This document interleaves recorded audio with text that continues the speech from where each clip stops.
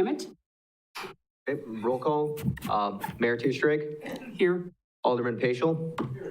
Caprillion. Here. Golden. Here. Schmidt. We have a quorum for Plan Commission.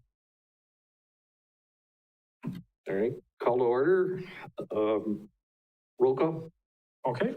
Lang. Bargender. Here. Sunholtz. Here. Edwards. Here. Balke. Here. Kapla. Endler. And Fisher. Here. We have a quorum for EDB. All right. Any conflicts of interest anywhere? All right. Citizen comment. All right, on to presentation of the West 2nd Street redevelopment plan. Thank you, everybody, for coming. I'm Stephen Wiley. I'm the city planner. And the intent of this is to bring the EDB and the Plan Commission together. You know, we don't do these joint workshops too often, but we figured this would be a good opportunity to present the West 2nd Street redevelopment plan.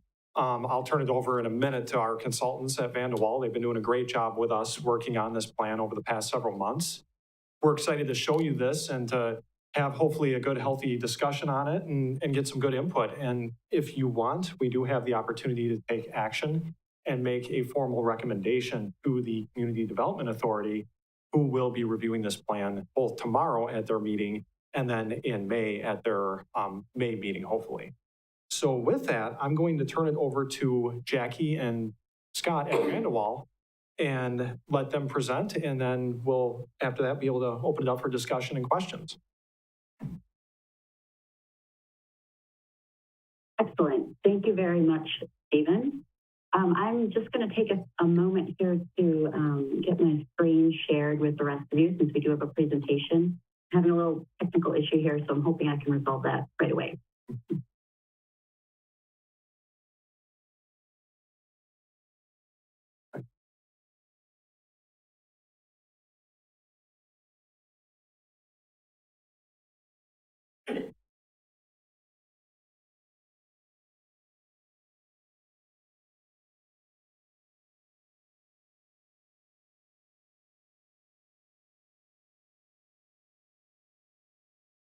All right. I wasn't able to get it to go into presentation mode exactly the way I wanted it, but I think this should do for our purposes this evening. So let me get us right to the front page here. All right. Well, good evening, everyone. My name is Jackie Mish. I'm an associate planner with Van de Waal and Associates. I'm joined here tonight by my colleague, Scott Harrington, who is a principal with the firm, and Dean Proctor, another principal with the firm, was also a core member of this project team. And together, we're pleased to present to you the draft redevelopment plan for the West 2nd Street District. So I have a brief overview of what I intend to present this evening. First, we'll lead off with project process and background. Then we'll dive into the purpose of a redevelopment district plan and what that really means for the city. From there, I'll provide an overview of the contents of the redevelopment plan, as I'm sure you're most interested in that. Discuss Blake findings and what that means. And then from there, describe the plan adoption process that follows this meeting. So a little bit of background. As you know, the city of Marshfield has taken the downtown very seriously over the past several years. In 2015, adopted a downtown master plan, which identified numerous different opportunities for redevelopment throughout the city. From that master plan, the city made significant improvements along Central Avenue, and also, as you know, implemented the wonderful Wenzel Family Plaza in the 2nd Street area. And so taking a look at 2nd Street west of Central Avenue has been kind of the third priority, the third leg of the stool for the city for a long time to tackle in terms of downtown revitalization. One goal of this planning process, and we'll talk about many others that are included, but one goal was to sort of identify what an identity for this district would be and establish a vision for redevelopment and revitalization, understanding how that district would relate to the existing kind of Main Street, Central Avenue that's already doing quite well here in Marshfield. The city established an oversight committee which consists of members, elected officials, appointed officials, property owners in the district, and others with a stake in the downtown to help advise this planning process.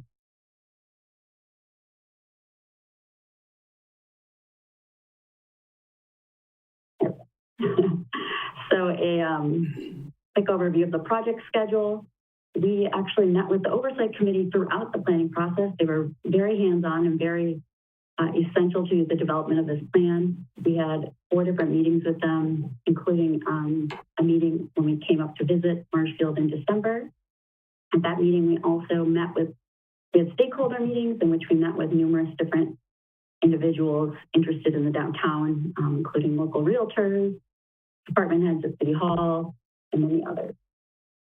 In February, we had a public meeting that was open to the public.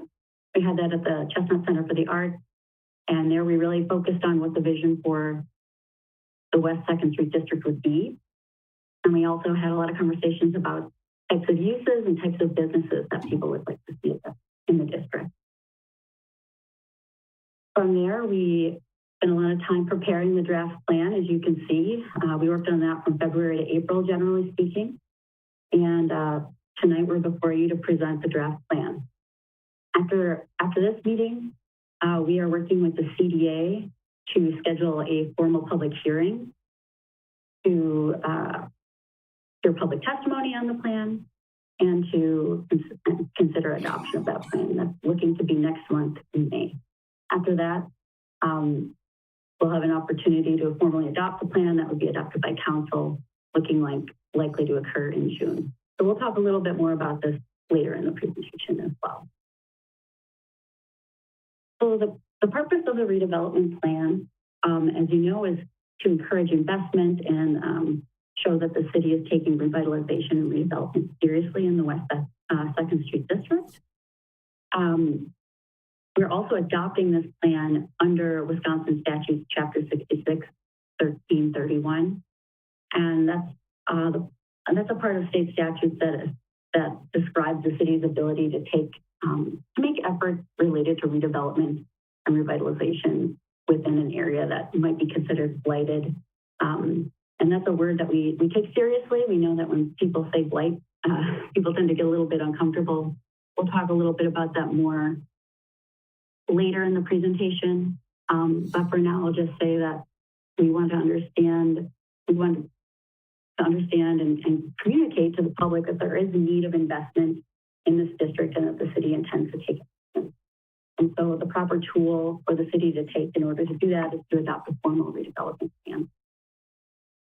So as you can see on the slide here, there are many different purposes of a redevelopment plan, namely to explore the redevelopment potential within a specific area, provide a vision for that area, understand market opportunities and economic potential within that area, and define a strategy for achieving the economic potential at the same time. Finally, I think a really important aspect of the redevelopment plan is to tell the community that of the city's intention to make investments and take big steps within the area to implement the vision. So it's an important step to go through to make sure that everybody understands that the city is looking to see some positive changes happening here. So a little bit about the district. Here's our district map. The district is outlined in the blue and white line on the screen. It includes 44 parcels. It's about 22 acres in total. I'm sure many of you are familiar with this area. It includes a mix of commercial uses, particularly on Central Avenue, quite a bit of public or institutional uses, including the Wenzel Family Plaza, the Steve J. Miller Recreation Areas, and is partially within the district.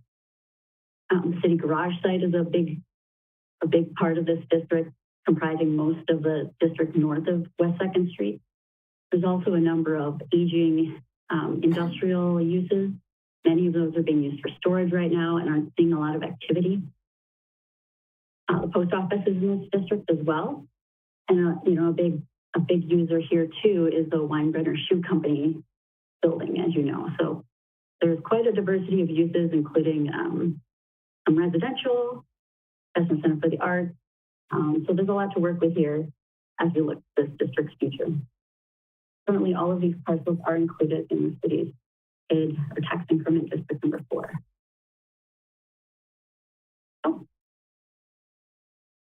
So with working with city staff, the oversight committee officials, and from the public engagement that we did at the beginning of the process, we established a number of different goals that we wanted this plan to achieve. And so I'd like to walk through some of the goals that are highlighted in the plan, certainly not every single one, but try to understand what we are trying to achieve through this plan. From the beginning of the planning process, we heard from people loud and clear that they wanted to see this district be very pedestrian oriented, very friendly to walking, biking, a place you could walk with your family and feel comfortable and have a fun time. We definitely heard that Central Avenue is a nice walkable district, but due to the fact that there's a lot of truck traffic, a lot of cars going quickly, there's definitely a need among the community for a place that is walkable, but a little calmer, a little more peaceful than the kind of hectic Central Avenue. And so that's something that guided our recommendations throughout the planning process. So not only should it be walkable and bike friendly, but buildings should include elements of pedestrian oriented design. That could include storefront windows, first floor commercial uses that people are interested in engaging with, outdoor dining, very furnished streetscapes like you've already started doing, as you can see in the photo here. Landscaping, nice light fixtures, pedestrian seating, things like that. Just a really welcoming and engaging pedestrian and bicycle environment. We also heard from folks that they wanted to see public space well integrated throughout the district. So building on the existing public space assets that you currently have, such as the Wenzel Family Plaza and the C.J. Miller Recreation Area, but also incorporate new public spaces into private developments when possible. So if there's potential for a little pedestrian plaza or promenade, trying to do that. And also improve the connections between your existing public spaces, such as the plaza, into the new development. So making sure that, if we've got development on the plaza, perhaps there are balconies or doors and windows that overlook the plaza to really tie it all together. Building materials and character were definitely goals in this project, especially trying to understand how we can use building materials for new development that really is complementary to the existing historic building stock that you have. As you know, you have lots of really excellent historic buildings in this area. And so we see those as important touchstones for what the new development should look like. So looking to the brick that you're seeing in existing buildings, kind of using the height and scale of those existing buildings as direction for how the new building should look. And whatever gets developed in this district, everyone was in agreement that it should be of high quality, site design, and high architectural standards.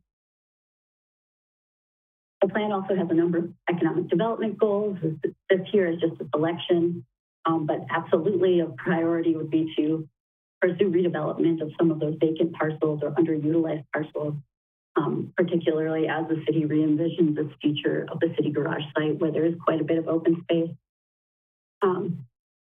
There are definitely priorities to see more taxable development within this district, so that was certainly a focus. Identify opportunities to strategically and carefully increase height and density where practical. That would ensure that you are generating more tax revenue and allowing for more residential dwelling units throughout the district. And then finally, ensuring that the development that we're recommending is feasible within the market right now. So when we think of what types of land uses we'd like to see in this district, this is a conversation that we held throughout the planning process, and we're very thoughtful and careful about it. From the start, it was clear that we did not want to create another retail district that we could be competing with Central Avenue. The city has put a lot of time and effort into ensuring that retail district stays strong. Everybody, I think, wants to see it continue to do so. And so the idea is not to create another retail district that would pull traffic off of that. But we do see opportunities for targeted commercial uses in the district, especially uses that we don't have too many of on Central Avenue. So perhaps specialty restaurants and cafes. Oversight Committee and ourselves felt that there was opportunity for a few more of those, potential for more entertainment uses and nightlife, kind of beyond the current offerings that the city has now. So whether that's a wine bar or maybe a specialty bar that has games, things like that to bring people in at different times of day. We also felt that providing a range of uses that support daily activities and special events, including a mix of community-focused events, but also uses that play well with the recreational uses and Steve J. Miller Recreation Center to the west, and offer just opportunities to kind of bring a little bit of everything into the district. From the start of this planning process, we also felt that and heard from the city that residential should be a huge part of the future redevelopment plan. I know that in Marshfield, there's definitely a demand for more housing. Certainly we heard from employers and other stakeholders that there is a dearth of new rental units in the city, but also we see potential in this district for a variety of different housing formats as well.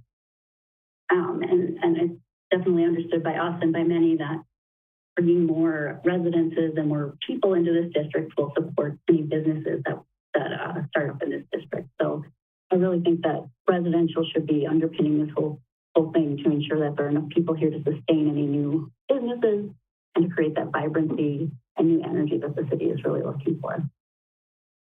And then finally, in our discussions and thinking with the city, we definitely agreed that it would be useful to see, it would be beneficial to have commercial focus along the 2nd Street corridor in particular. So as you walk down that 2nd Street corridor, there's things to look at, things to buy, maybe a coffee shop you could stop at. That was certainly a goal that we had through the planning process. Parking was a big issue, as it is in every downtown that we work in. It's always a challenge to balance the needs of parking and finding adequate parking with having a vibrant and interesting place to go to. Having a lot of surface parking lots can really break up your downtown and make it kind of disjointed and less of a vibrant place that people want to go to. So it's always a balancing act.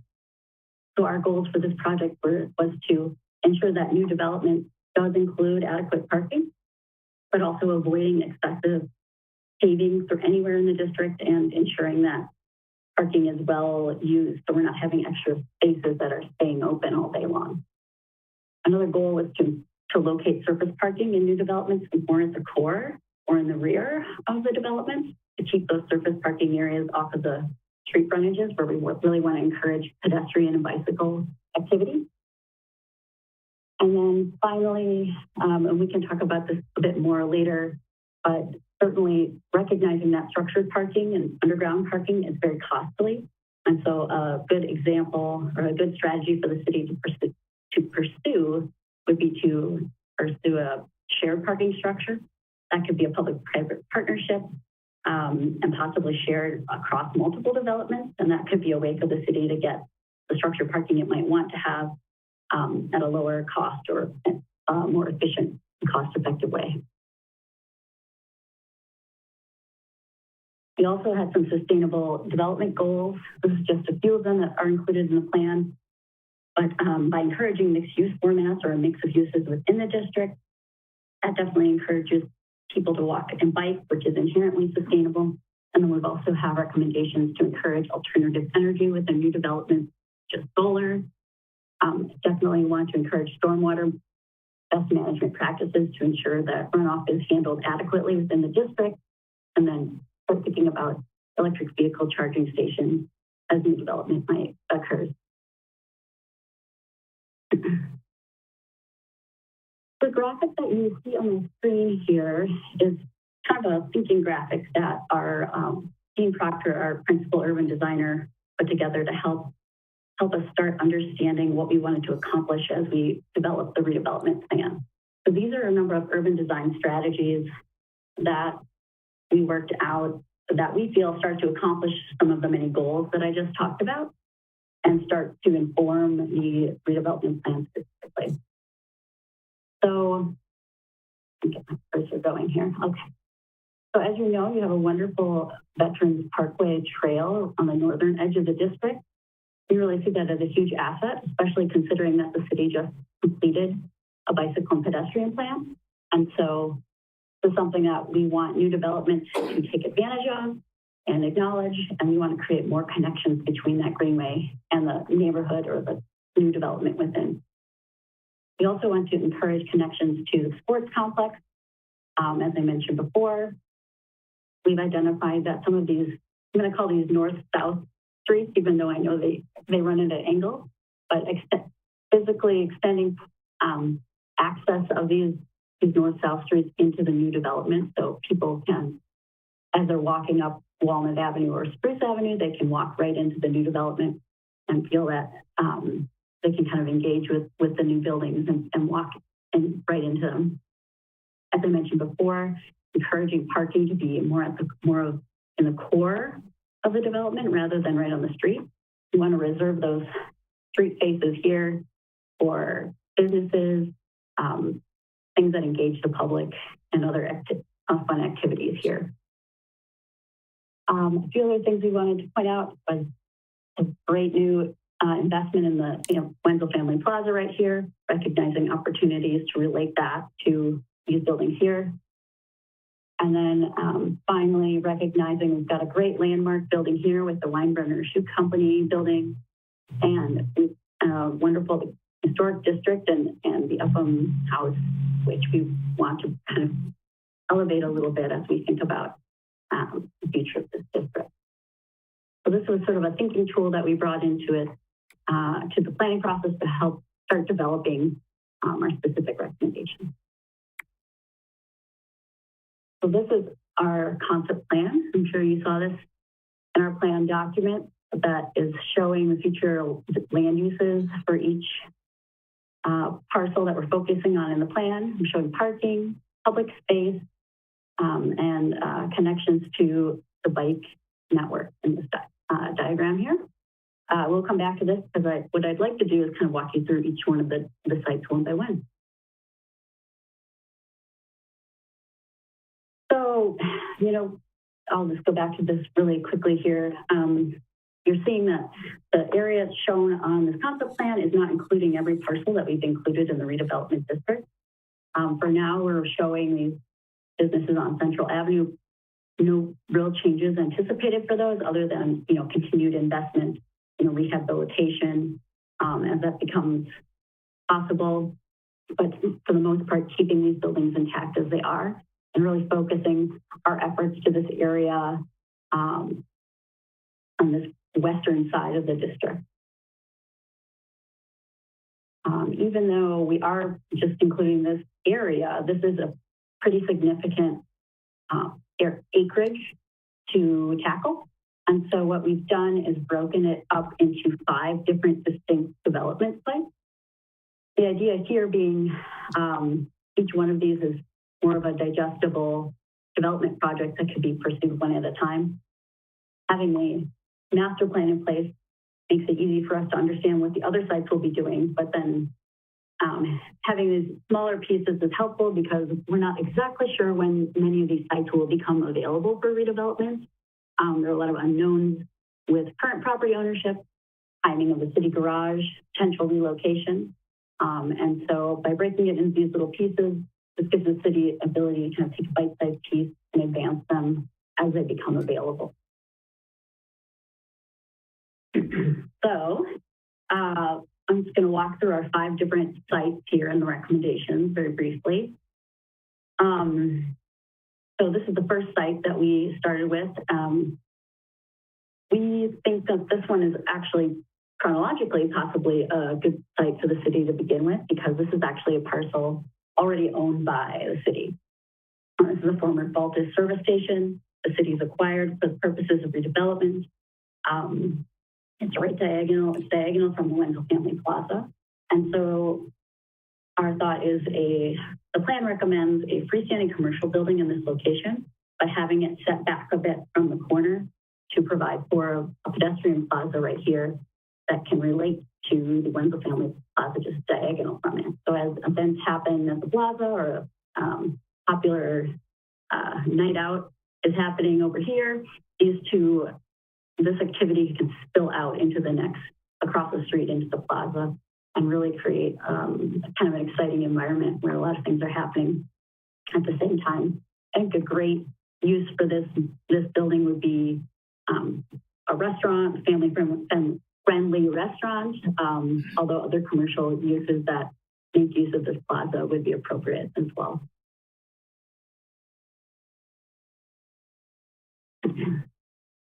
Site number 2, which we're calling the Walnut Avenue block, kind of the eastern portion, so just west, I guess we call it that, west of the site I was just describing.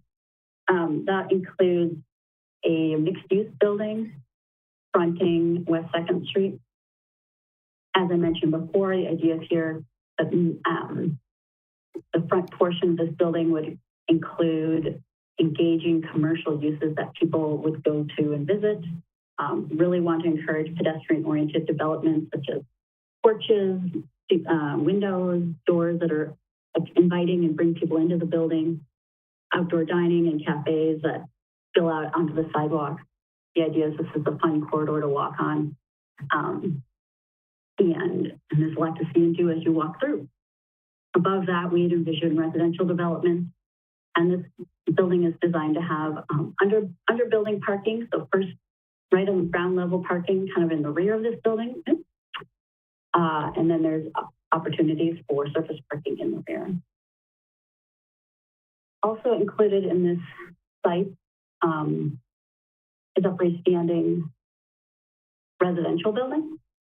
So this is another great opportunity for us to bring in more residents to the West 2nd Street district. This building, and there's a kind of a mirrored pair on the other side here, was really should be designed to relate to the Veterans Parkway Trail. So we'd love to see balconies and patios that look over the trail and make the most of the trail, and then also overlook what we're envisioning as pedestrian-oriented access here that sort of extends Walnut Avenue informally, more pedestrian-oriented, but through this block and right up to the trail. The idea being that making more connections to the district and weaving the bike and connectivity throughout this district. Oh, the last thing I'll add here is that there is potential. There's a little red brick building that fronts on the trail. I don't know if you've seen it as you're going by. It definitely has some interesting historic character. It's currently home to Co's Machine Shop. And so we envision that has potential as perhaps reuse with some investment to fix up the building.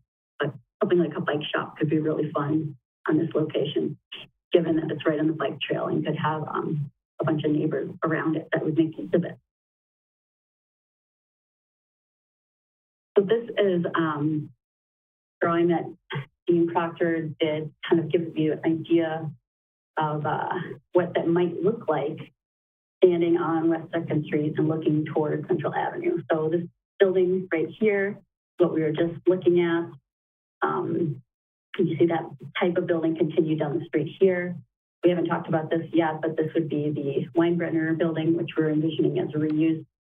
You can kind of see what the future kind of exciting streetscape would be if the vision were implemented. Site 3 is the Weinbrenner block. So as many of you know, the city owns this building, and Weinbrenner Shoe Company has been there for a long time, and they are looking to end their lease and looking for a more modern facility for continuing to make the shoes and boots. And so this building is expected to become vacant in the next, I want to say, 2 years. And so there's definitely opportunities to start thinking about the future of this building.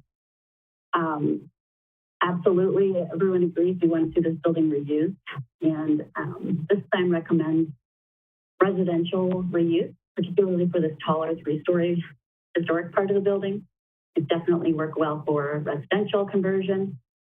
This lower 1-story administrative wing has potential for reuse for commercial potentially. As you saw in the last image, there's definitely opportunity to have perhaps a cafe or something that really engages with the street and pedestrian environment here that would relate well to the mixed-use development just across the street. Also see potential to introduce townhomes or new residential here on the side that faces the park. And we'd really love to see balconies or other windows that overlook the park, because I think that could be a great amenity for folks looking to live in this.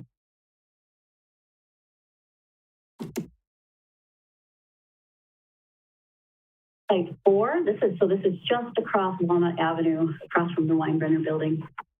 Here we see potential for perhaps 6 to 8 townhomes.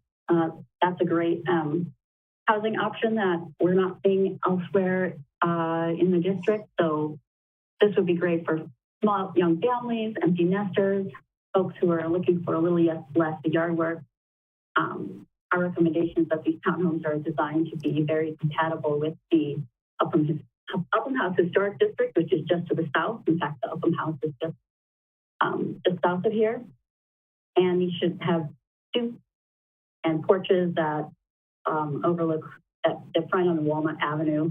And so again, making this a really great pedestrian environment. All right, and then finally, site 5, the one we've all been waiting for, which is our city garage site. This is, as you know, a large site, and if there was ever a new use for it, we see this as a huge opportunity given the size of the site. What I'm going to do is actually dump this next graph. I could come back to the drawing, but we really see an opportunity here to bring in perhaps major employers who might have a location here. There's definitely potential for office in this location, which we're kind of envisioning as right up against the park so that you could have windows and balconies overlooking the park when there's things going on, or even if it's a nice day, just a really pleasant environment. We actually looked at the existing city garage building. So that's kind of a historic looking building, brick building with a wide clear span layout. This definitely has potential for reuse. And so we kicked around a lot of different ideas with the committee. A music venue was suggested, some sort of commercial use that takes advantage of the large space that this building has, so something recreational. Definitely has opportunities there, or it could just be part of future use and part of this future employer. So there's a lot of potential there. We also see potential for commercial on this, what I would call the south side of the building. We're identifying an opportunity here to put a promenade or a plaza that sort of informally extends West 2nd Street into the Steve J. Miller recreation area. So bringing people from the West 2nd Street more commercial mixed use area into the park, which is something that is not really in place right now. And so we're hoping this could be a great area for gathering if there's a tournament going on, activities spilling out from the tournament, bringing people from the district into the park. Just a lot of opportunities to really improve the environment here. One thing I should add too is that this is just one of several concepts that we considered for the city garage. I think there's a lot of different potential ways you could go with this. And so in the appendix of the plan, we've included all the different alternatives that we looked at. This is one of our favorites, and that's why we brought it into the plan in this format. But should an opportunity arise with the right partners and the right developers, the city could definitely look at some of those other concepts and bring those forward if that was the right concept for the partners at the table.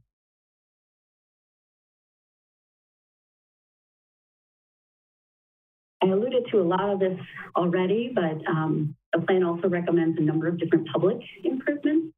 So continuing the streetscaping that's been started on West 2nd Street, continuing that throughout the district.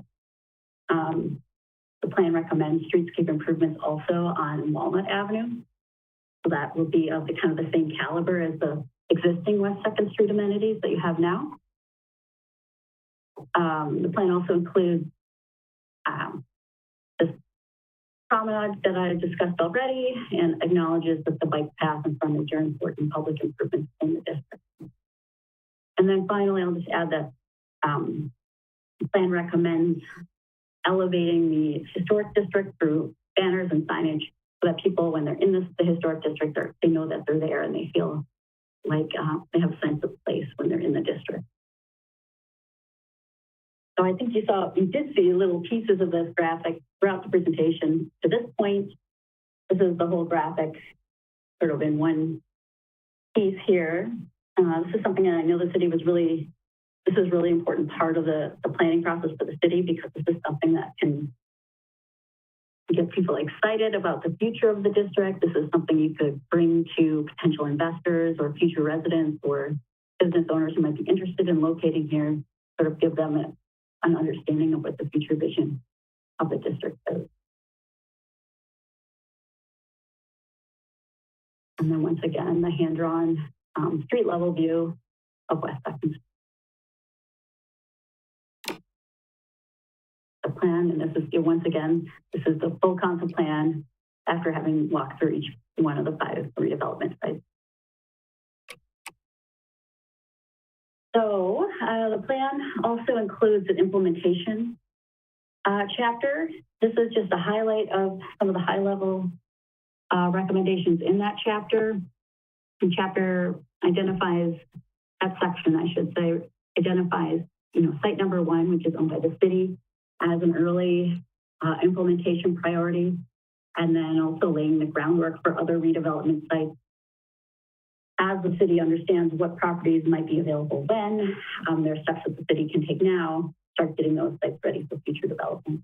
So that could include continued outreach to existing property owners and developers, understanding what their intentions are for the futures of their property, and what, for developers, what they might be interested in pursuing within the district based on the city's based on the city's redevelopment plan. As I mentioned, consider strategic property acquisition as sites do become available. The city could start laying the groundwork for those streetscaping improvements that I mentioned before. Start contemplating a potential new tax increment finance district. As I understand, TID 4 is coming to the end of its spending period, and so it might be prudent to start thinking about a new tax increment finance district for this area. And then also start looking at grant funding opportunities. The plan lays out a few different grant programs that the city could look to help implement this plan and bring financial resources to the table. So there's more on the plan, but I just wanted to share high-level implementation steps. So getting to the end here, I did mention the idea of lighting conditions at the beginning of the presentation.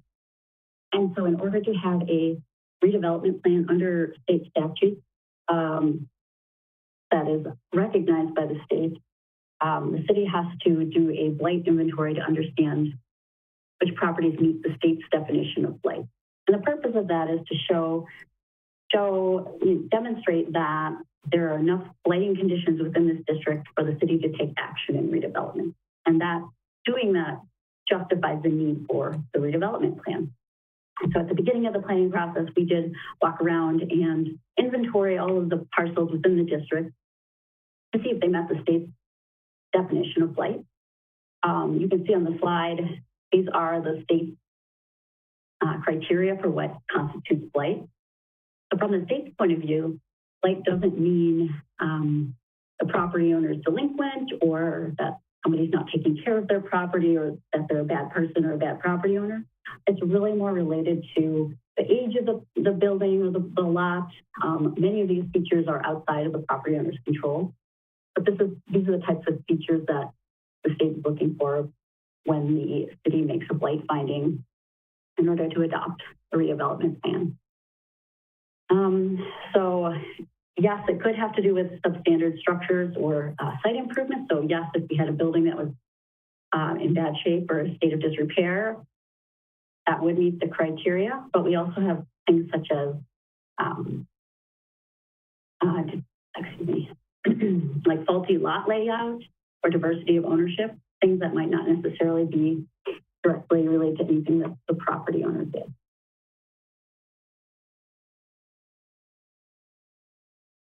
Go back here. Yep. Okay. So when we walked through the district. Of the 44 parcels in the district, we found that 23 of those parcels met the state's definition for what could be considered blighted. And those parcels constitute well over 77% of the total acreage of the district. And the state wants you to establish that a preponderance of properties within the district meet the criteria for blight. So I could say pretty confidently that we've met that threshold. But you'll also notice that there's based on this, there's quite a few properties that aren't meeting the blight criteria. And that's definitely allowable with the state's redevelopment statute. The idea is that you want to create a cohesive district where the city is likely to make investments. So we included a nice square area because we anticipate the city making improvements throughout the district and not just in those properties that meet the state's definition for blight. Specifically in this district, we found that the most predominant blighting criteria were just aging structures, properties where parking areas are unpaved, quite a number of underutilized parcels, particularly north of West 2nd Street, somewhat vacant or industrial parcels that aren't being used for the purpose they were originally built for. And in a few cases, we had some kind of strange lot layout that met the state's criteria.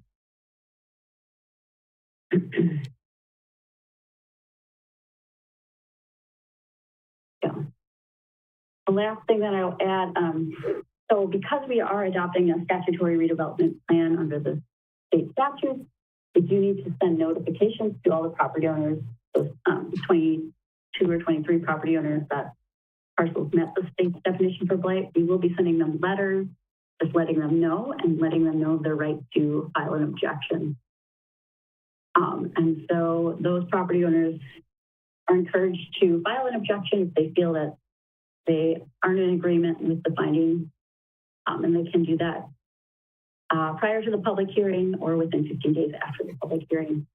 And we're happy to answer more questions about that as we get into it. So next steps in the process, this evening, that's correct. This evening, I'm presenting to the Planning Commission and Economic Development Board. Tomorrow morning, we'll be providing an overview to the Community Development Authority. Per state statutes, the Community Development Authority does have a role in adopting a statutory redevelopment plan. I know that your CDA focuses primarily on housing, but they're dipping their toe into the redevelopment arena to help the city adopt this statutory redevelopment plan. And so we're presenting this plan to them tomorrow morning so that they can start engaging with the process. From there, per state statutes, the CDA is actually the body that will hold the public hearing. So we are looking at a May 26th public hearing. We are just waiting on some final details from the CDA to finalize that date. Assuming a favorable recommendation from the CDA at that meeting, the plan would go to the Common Council at the June 14th meeting, and then final ratification by the CDA at their next meeting, which would be June 23rd. All right. At this point, I will stop sharing my screen and see if well, I'll keep my screen up in case anyone wants me to pull up a specific slide. I will turn it back over to all of you for discussion. Or questions. Comments, questions?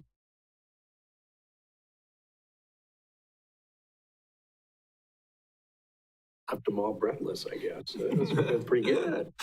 Actually, it sounds like a pretty exciting next step for Marshfield and for downtown. Me being with Main Street for 17 years, one more step in the right direction. What a great heartbeat for downtown, great heartbeat for Marshfield and the whole surrounding area. Couple of questions from me. What is the minimum number of residential units you're looking at here? Because residential is pretty high on the priority list. Mm-hmm. Yeah, I don't have that at the tip of my fingers. I could look that up and get back to you while maybe Scott can field the next question, if that's okay with you guys. This may be a question for Steve. How long would it take to get a TIF district in place to do this? That can be done, in pretty close to 60 days under extreme circumstances. 90 is more common. So about a 3-month period is what it would take. And, you want to get one up by by September 30th if you're going to start incurring expenses this year, go back to. So there's time to do this if that's the intent of getting it done still in calendar year 2022. So would the TIF district just be this immediate development area, or is this something that would go outside the boundaries, or what's the general thought process?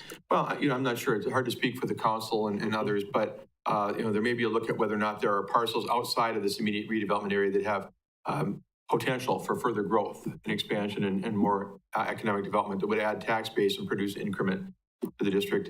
I don't know if that's been looked at as part of this plan or not, because the focus has been on just, the blocks that you have to really, regenerate that part of downtown. But it's possible that the boundaries could go farther if there's a benefit in terms of producing more increment for the district. So this has got a lot of residential mixed in with it. So this would be a mixed use TIF, and there are limits on how much residential you can do. Is that true? There is, and I wasn't counting it. Interesting when you talk about the minimum number of units, but I think it actually comes down more to the acreage, I believe, involved in that. But yeah, you can't, 35% test is what's used on that. So, yeah, this is Scott.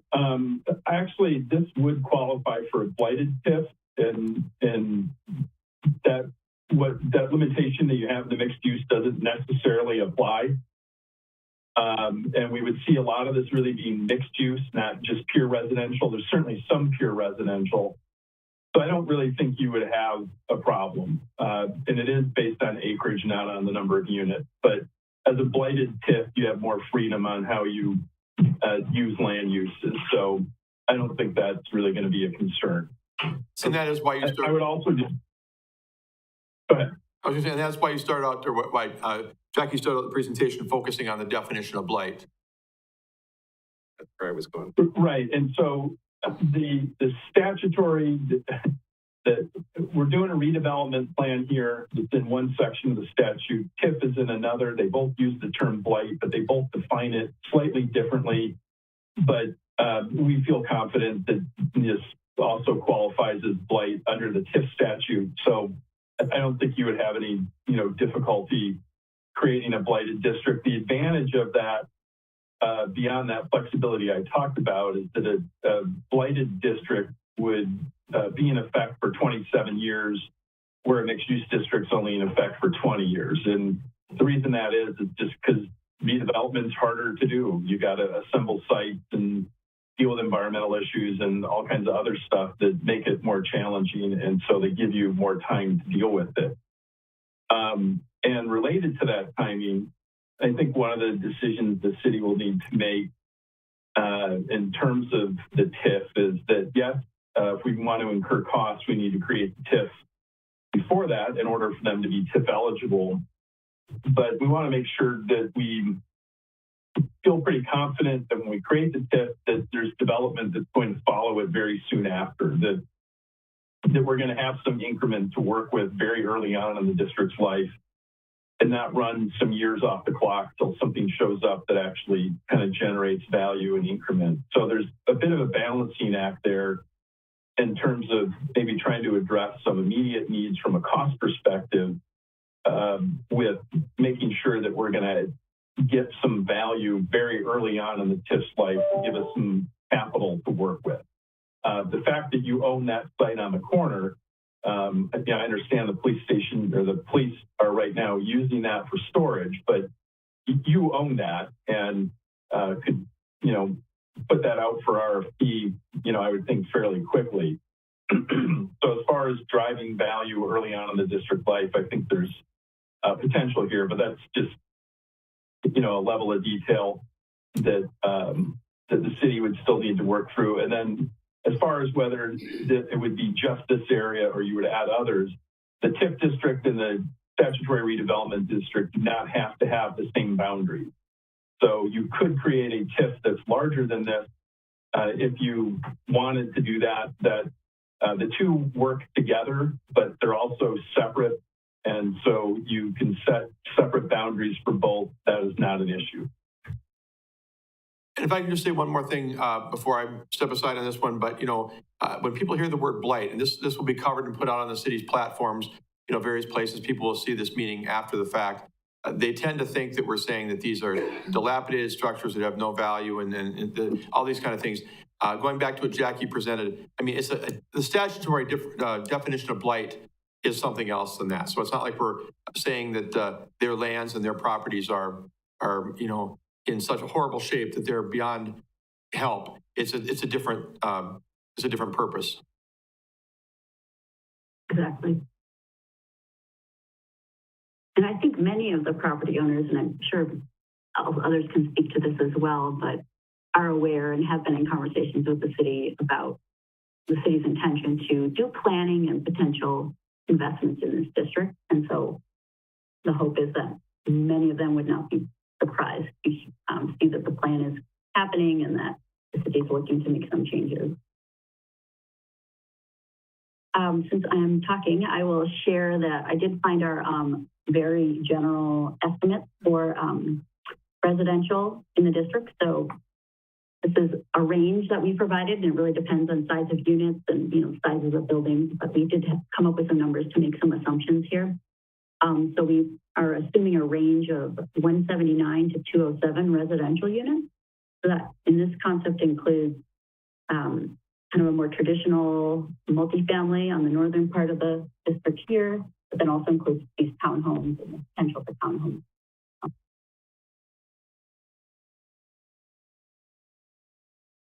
Gordon. I think, right.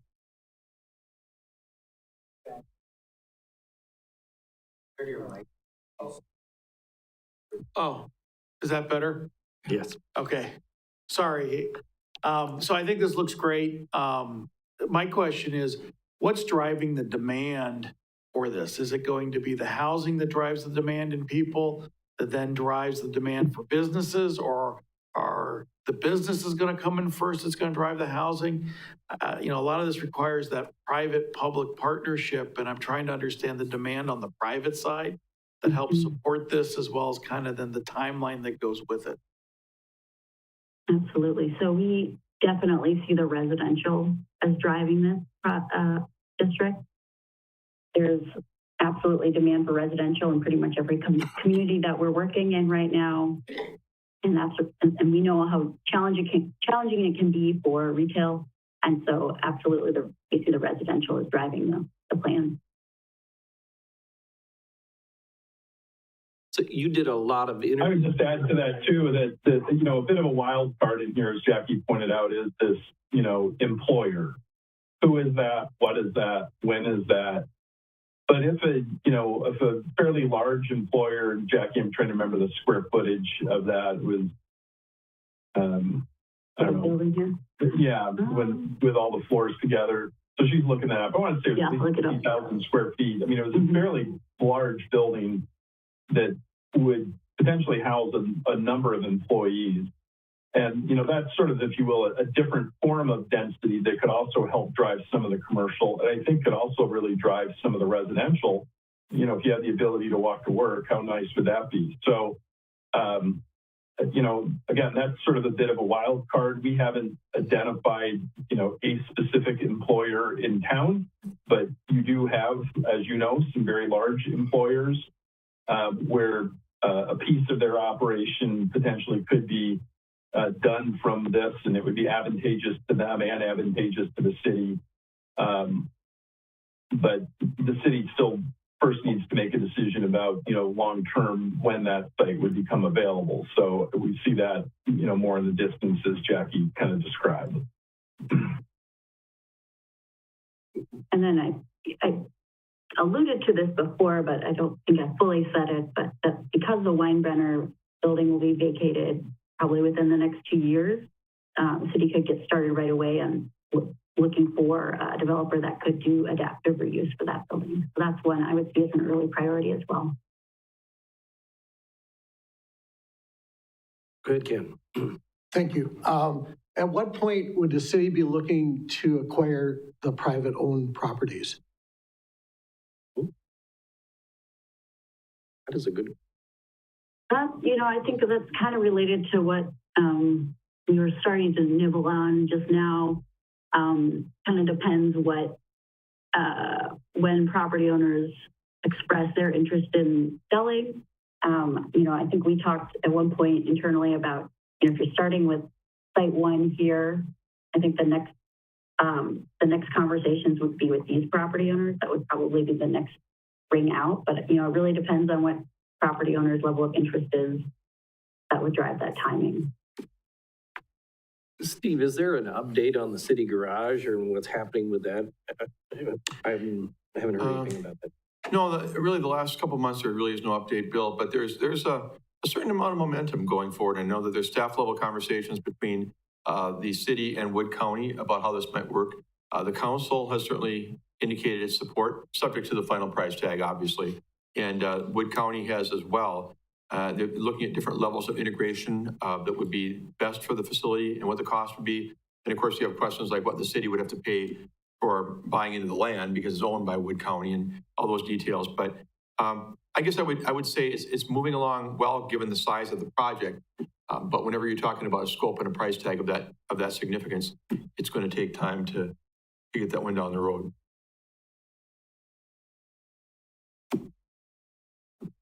Other questions?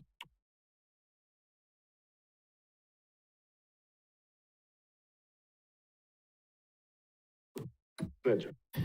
So this looks fantastic. What I'd be interested in knowing is, what examples of cities our size and our opportunity do we have of other communities that have pursued this?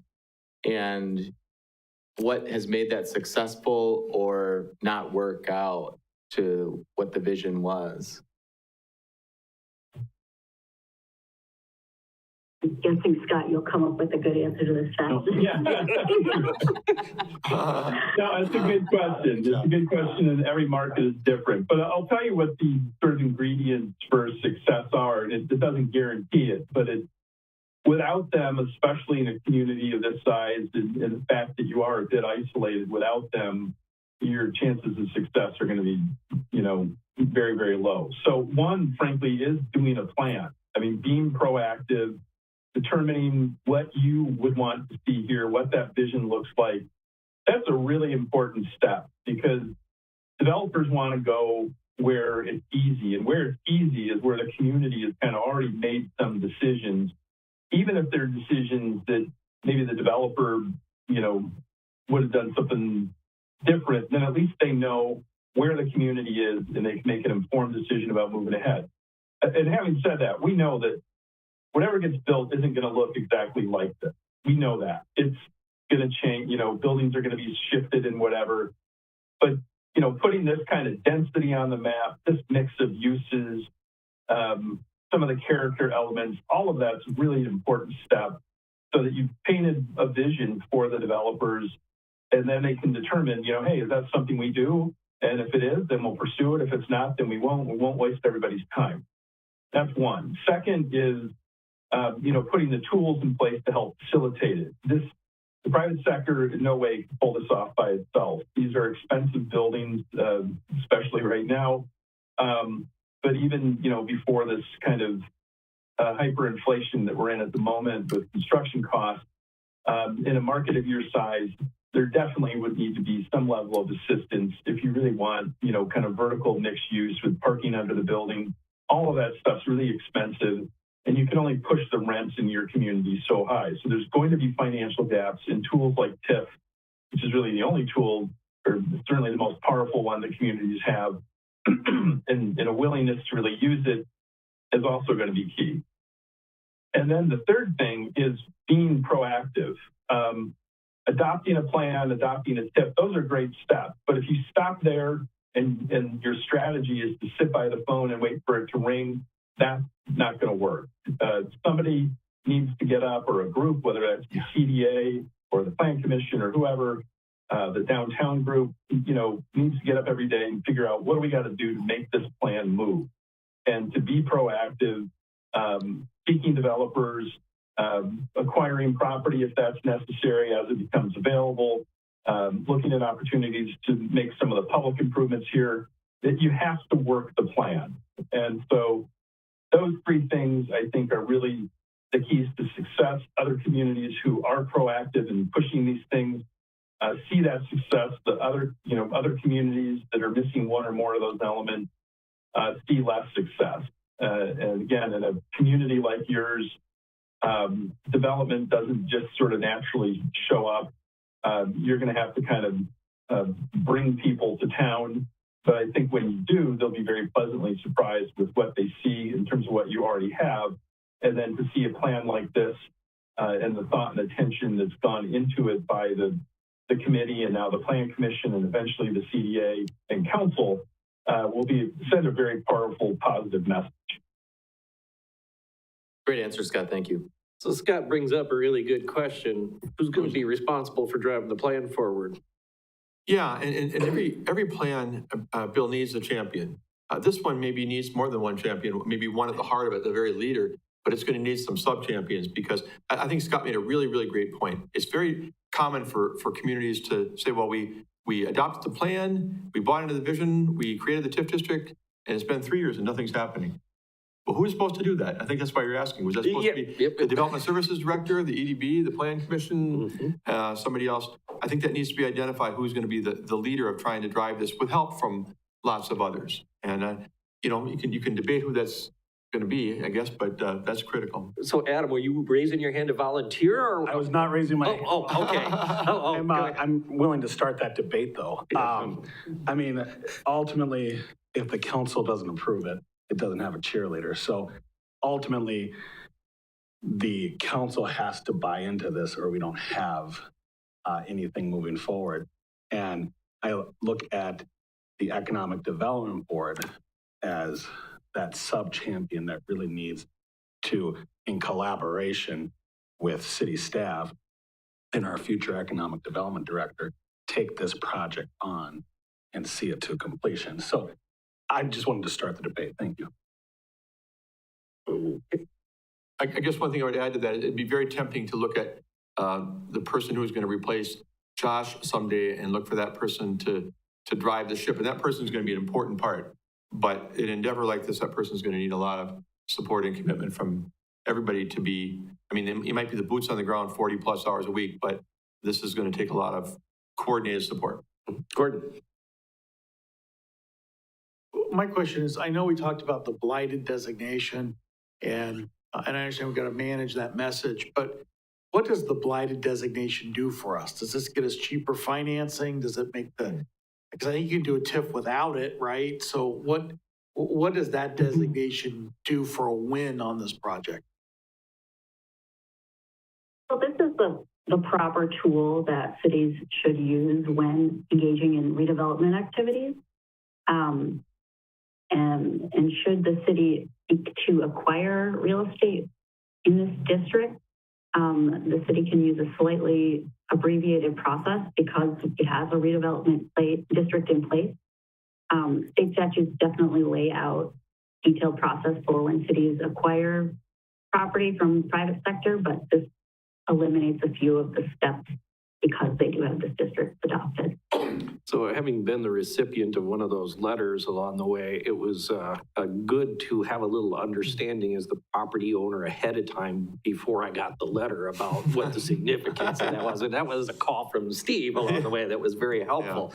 Yeah. In the end, it's actually helpful. So I would hope that the property owners wouldn't view this in a negative light. So it sounds like it's on the acquisition of property, because I know I've used this concept on getting double exemption in certain cases in Wisconsin for financing, which can save interest costs. But municipalities have double exemption, I think, already. So it sounds like it's on the acquisition side of the properties, the value they bring. Well, and other things, yeah, go ahead. It could be, clean up whatever. Scott or Jackie, maybe you guys want to weigh in. There are only so many different types of tax increment districts, and blight is a very commonly used one. And there is an intent. We're not saying that those properties are so dilapidated that they're, going to fall down, but there are opportunities for making improvements that are going to really lend more economic vibrancy for that area. That's really a big part of it is that the potential to have some much more economic activity and create tax base that just isn't there. Gabriel. Right. And, the process of creating a redevelopment district is, even a little more elaborate than a TIF when we're talking about blight. There's certified letters and the ability to be on file with an objection, which all that does is preserve some of your rights if the city were to, at some point, attempt to condemn your property. But the point of it is, frankly, sort of telling God and everyone, this is an area that the city has a significant interest in that is lagging behind what we want to see here, and that we are going to be proactive and use a lot of tools to, proactively bring about change. So we're kind of putting everybody on notice. Things are going to change. And here's how they're going to change. And we're going to work this plan and make it happen so that everybody is aware of that and, can make decisions accordingly. So let's say you're, a property owner in this area. Are you, do you want to sell? Does it make sense for you to reinvest? I mean, it gives everybody a chance to kind of think about what their own thoughts are about whether they fit that vision and how they might do it. Because the other thing that comes with it, we haven't talked much about it, is that there is sort of an extraordinary review power that also comes with the redevelopment district, that anything that happens here beyond normal building maintenance would go through an additional level of review for consistency with this plan. So it goes beyond just zoning. There is an extraordinary review that the city can adopt along with this to make sure that people aren't investing in ways that are counterproductive to what you're trying to achieve, and gives you an ability to not permit that. So that's another important aspect that comes with this tool that you wouldn't otherwise have. Otherwise, you just are going to rely on zoning. And, you could kind of proactively go out and wholesale rezone stuff to match this plan and create a lot of nonconformities. But because you have that additional power via the plan, you could just let the rezoning sort of be driven on a parcel by parcel basis as they come forward for redevelopment. So again, nobody's prohibited from doing what they're doing. Nobody's prohibited from maintaining their building. But if there's a use there that doesn't really fit what we're talking about here, you would have the ability to constrain, expansion of that. And you certainly would have the ability to limit somebody's ability to change to something that doesn't fit with your plan. Gabriel. Does the blight designation help with potential grants from either the state or federal also? Yeah, it can, yes. For community development block grants, in order to use those grants, one of the criteria that would qualify being able to use those grants is blight. So if there is blight present and the use of that grant would eliminate blight, that would help you qualify for that particular grant. Other questions? Good. First of all, great presentation. I wasn't really aware of this whole project prior to this, but from what I saw today, it's the potential here is unbelievable. As the mayor noted, what this could bring to the city of Marshfield is unbelievable. You start with, Main Street, with the residential being added here, what that could do to the downtown city would be unbelievable. I mean, I love the addition starting right at Wenzel Plaza, making its way through, bookending it with the baseball fields. There's a lot of stuff, potential down there from those baseball fields coming this way, but I love the potential and what this could do to the city of Marshfield is a great presentation. Appreciate that. Thank you. So one other question about the residential part of it. You said up to 207 units. What would be the parking requirements for that level of investment in residential? And how much of this would be multi-story parking?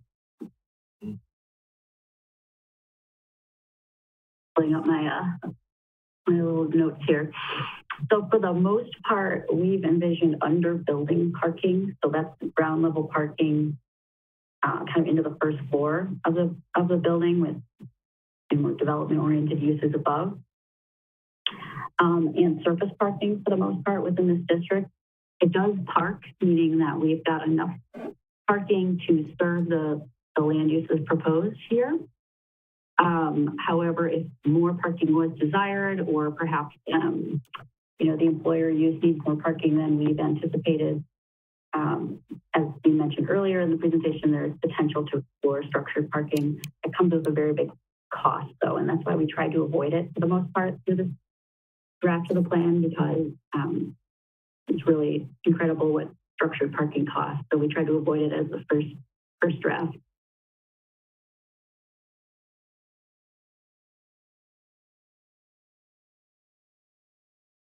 Gordon? I know this talked about kind of employer, residential housing, retail. Was there any concepts around whether like a hotel or other type of business in here that would bring people into downtown as part of this redevelopment? Yeah, we did talk about hotels throughout the process. I think one of our alternative concepts made reference to that. I'm not remembering off the top of my head whether our other concepts were, I don't remember. For the city garage area, I know we looked at a version that was even more residential. And we looked at a version that was more oriented to recreation and wellness. So kind of fitness and medical and health orientation. So we did look at a number of different options. This was the option that the oversight committee liked the most. But, as we mentioned, if other opportunities presented themselves, we could resurrect one of those other concepts or customize a new concept based on the partners that are at the table. So no Costco is what she's saying. I didn't hear her say Costco. Just for those of you, Gordon wants a Costco. All right. Who doesn't? Yes, I know. And a lake. And a lake. Yep. Key word in it is entertainment. You have to have something down here that's going to entertain, and live music is big. Right now with Wenzel Plaza, they have live music there. It hasn't been a lot, but I think if you can get more entertainment there, and additionally through this stretch, I think would bring in a lot more people. I mean, entertainment's a big deal, especially live music. You get people from coming out of town. It's a big deal, in my opinion. Yes, and I understand you have a new guitar shop coming too, so it's just all the more reason to bring that into the district. All right. Any other questions, concerns, issues anybody wants to bring up at this point? All right.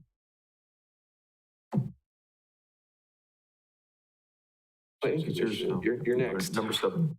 I'm sorry, number 9. Number 9, Plan Commission action. Make recommendation to the Community Development Authority on the draft West 2nd Street Development Plan. We need a motion?